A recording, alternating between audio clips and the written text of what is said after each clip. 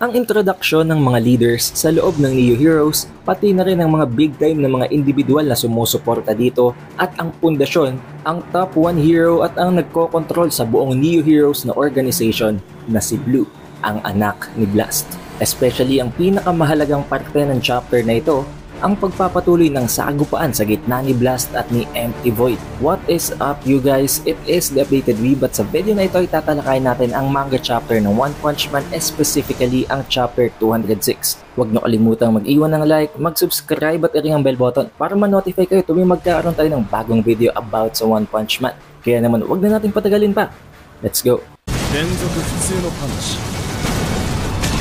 Ang cover page ng chapter na ito ay si Elimin at si Destro, ang dalawang karakter na na-introduce sa pinakahuling panel ng chapter 205. Dito ay na-introduce na ang dalawang ito ang nagsisilbing parabang security o ang nagsisilbing guard para sa kahit na sino mang magbabiolate ng mga policies at ng mga batas sa loob ng Neo Hero Tower. Since ito nga si Mars, Leo at si Koku ay nagpupumilit na makapasok as a leader sa loob ng Heroes Association, nag-cause sila ng kaguluhan sa nangyayaring meeting sa mga leaders. Nakita natin sa previous chapter na sinuntok nga nitong si Mars, Leo itong si Darkshine na naging dahilan kung bakit nawasak at lumabas ang buto sa kanyang kaliwang kamay. Pinagtulungan din nila ni Mars, Leo at ni Koku itong si Suiryu, subalit wala silang nagawa. Napakalayo ng difference in terms of power kaya para bang pinaglaruan lang sila nito. Subalit ngayong nandito na itong si Destro at si Elimin, pinakiusapan sila ng dalawang ito na lumabas na at wag nang ipagpatuloy ang ginagawa nilang gulo.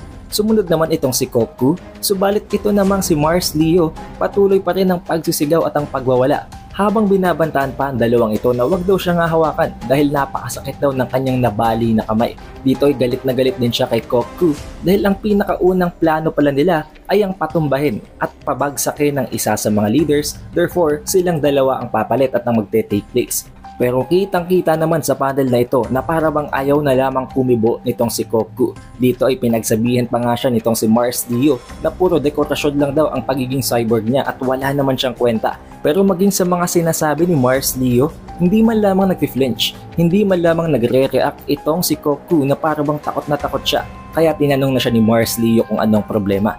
Yun pala ay dahil sa pamamagitan nga ng vision nitong si Koku ay nakita niya na sobrang taas pala ng modification percentage nitong si Elimin at ni Destro. Previously sa chapter 204 ay nakita nga natin na nagulat itong si Koku nang makita niya ang modification rate ni Wavy Gyaza. Not only just nasa 71% ang modification rate ng individual na ito, kundi dahil 10 years old pa lamang ito at ganito na kataas ang kanyang modification rate. Ayon kay Koku, maging ang mga players o ang mga fighters sa loob ng cyborg fight ay nasa around 30% lang ang modification rate. Nabanggit din niya na ang modification rate na mas mataas pa sa 60% ay napakadelikado, napaka-risky at napakababa ng survival rate. However, itong si Wavy Gyaza, sa napakababang taon, sa napakamurang edad ay nagawa niyang maging successful ang modification ng 71%. Pero ang dahilan kung bakit takot na takot ngayon itong si Koku sa dalawang guards na ito na ipinadala ni McCoy ay dahil sa itong si Destro at si Elimin pala ay nasa 95% at 94% na modification rate. Just think of that, 95 and 94%? It's almost as if maging ang parte ng kanilang utak ay cyborg na dahil napakalit na parte na lamang ang natitirang human sa kanilang katawan. Because of this, takot na takot at talagang hindi man lamang lumilingon itong si Koku kay Destro at kay Elimin. Dito ay binantaan pa nga niya itong si Mars, Leo na wag daw siyang papalag kahit na anong mangyari. Dito natin makikita na talagang ang dalawang ito ay maaaring ang maging isa sa pinakamalaking factor sa mangyayaring Neo Hero arc na ito.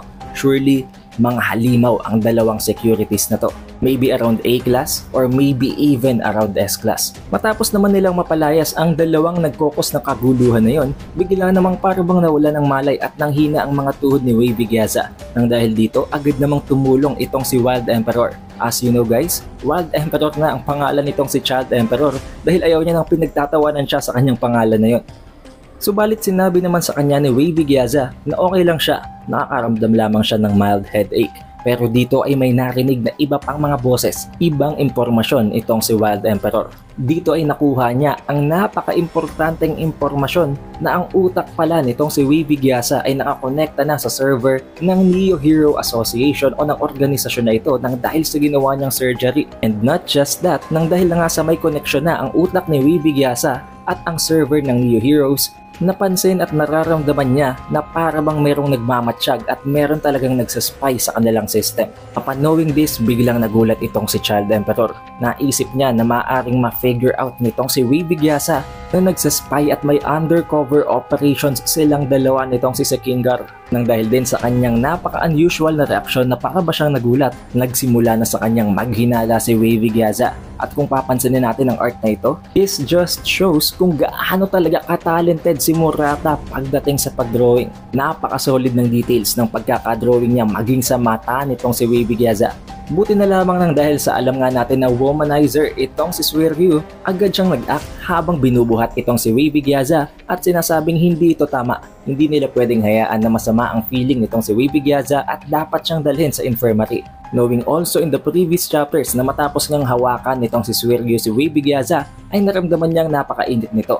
I think dahil yun sa nag-overheat itong si Wavy Gyasa at hindi kinakaya ng katawan niya ang napakataas na modification rate. At this chapter, habang hinahawakan ni Suiryu si Wavy Gyasa ay nararamdaman niya pa rin ang init, subalit inisip niya na dulot ito ng isang lagnat kaya nasabi niya na hindi talaga normal ang nararamdaman nitong si Wavy Gyasa at kailangan talaga nilang dalhin ito sa clinic. Agad siyang tumakbo habang dala-dala itong si Wavy Gyasa. Although napaka-weird nang nakita nilang nangyari sa ginawa ni Suiryu, inisip naman itong si Wild Emperor na buti na lamang at nangyari yun dahil almost muntik na talaga siya mahuli nitong si Wavy Gyasa. Pero since hindi naman alam ni Suiryu kung nasaan ang medical units, kung nasaan ang infirmary, bumalik din siya agad habang dala-dala pa rin si Wavy Gyasa at ito namang si Wavy Gyasa ay binatukan siya habang sinasabing wala siyang lagnat at yun ay ang kanyang normal body temperature. Matapos makita ng ibang mga OG na Neo Hero leaders ang ginagawa ng mga bagong transfers na ito, nawirdohan sila sa kung paano mag-act ang mga baguhan na ito. Subalit inintroduce naman dito itong si Metal Bat, ang pinakamalakas na brawler daw at ang pinakamalakas na pacifist.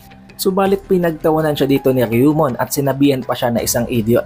Subalit nagawa na ditong makontrol nitong si Metal Bat ang kanyang emosyon habang tumatawa at sinabing oo, tama nga daw siya. Isa siyang idiot pero alam niyang magiging useful siya sa loob ng Neo Heroes. Kaya sinabi niya pa kay Ryumon na tatanggapin niya yon as a compliment at habang hinaharap ito face to face ay sinabi niyang he is looking forward to working with Mr. Ryumon na para bang pasimple niya itong pinagbabantaan. Pero agad naman silang inawat nitong si Sekingar habang sinasabing hindi pa daw tapos ang introduction at ang pinakahuli ay ang pinaka-top of the line na karakter and individual na kailangan nilang makilala sa Neo Heroes. The one standing at the top of the organization, si Blue. And what's even more special sa taong ito, sa batang ito dahil isa pa lamang siyang 16-year-old at siya na ang nagsisilbing pinaka-utak ng Neo Heroes ay dahil sa anak siya ni Blast, ang S-Class rank top 1 sa Hero Association. And by the end of this chapter, sa pinakahuling page ay makikita natin ang sabayan sa gitna ni Empty Void gamit ang kanyang katana at ang space and time infused punch naman nitong si Blast. While in the final panel sa isang double spread page ay mafe-feature na ang successful na atake ay ang atake ni Blast na tumama ng napaka-solid at napakalinis sa mukha nitong si Void.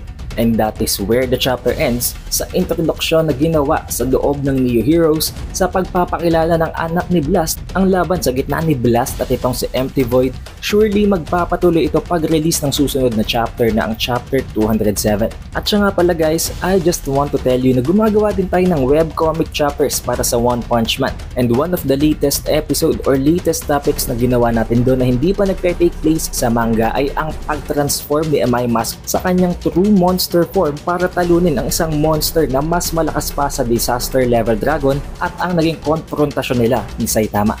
If you reached this part of the video, surely you had a great time kaya mag-iwan ka na ng like, mag-subscribe at i-ring mo na ng bell button para ma-notify ka tuwing magkakaroon tayo ng panibagong One Punch Man chapter reviews, mapa webcomic man o maging manga series. It is the Updated Weeb and I will see you guys on the next one.